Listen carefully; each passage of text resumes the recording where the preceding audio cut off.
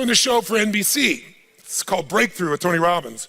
And in order to get the show, I showed them all these films of people I turn around. I take the impossibles is what I want. The people that have been in therapy for 20 years, or the person who's suicidal, or the relationship that's over. And I just live to take the impossible, make it possible. Now, by the way, in relationships, sometimes it's better for them to be apart. So I don't want to give the impression that we always keep people together, because that's not necessarily the goal. But I said, go find some people of your own, so you know I didn't get specially good, pick the right person. You go pick anybody and I'll turn them around. And so, sure enough, they went out and found some people. And one of the persons they got was a man who they went to a speech pathologist and said, could you turn somebody around who's stuttering? Who's been doing it for years? Of course, I could do it easily. I said, really? He said, sure. I said, get the worst stutterer you could possibly find, search all pathologists, speech pathologists, find their worst patient. I'll hand it an hour. And they look at me going, really? He's really? So they get me this man. He's been stuttering since he's 2 years old. His name is Rashad. He's a really wonderful soul.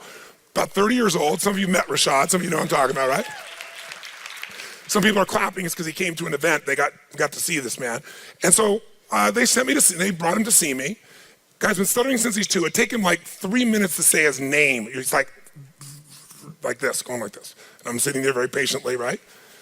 Waiting for him to say his name. You can imagine that tempo in my life. So anyway, he finishes his name, and the long story short is, I get him to stop stuttering within 20 minutes, within an hour completely, within 5 hours, because I want to change his whole life, not just stop his stuttering, change everything.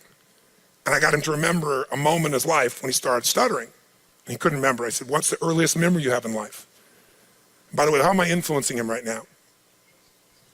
Guess who else is starting to search for the earliest memory in their life? So I said to him, what's the earliest memory in your life? And he thought for a while, he was, I don't know. I said, I know you don't know, but if you did, what would it be?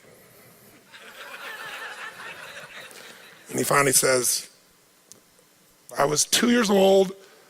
I was eating cereal with my brother, watching cartoons. I said, okay. What was the cereal? Cocoa Puffs. That's not it. I said, what was the cartoon? He said, Rocky and Bullwinkle. And I said to him, didn't Bullwinkle always stutter? And his eyes got like this big. He said, yeah. I said, whenever he was in trouble, he stuttered, and then Rocky came and saved him. He watched this unbelievable transformation.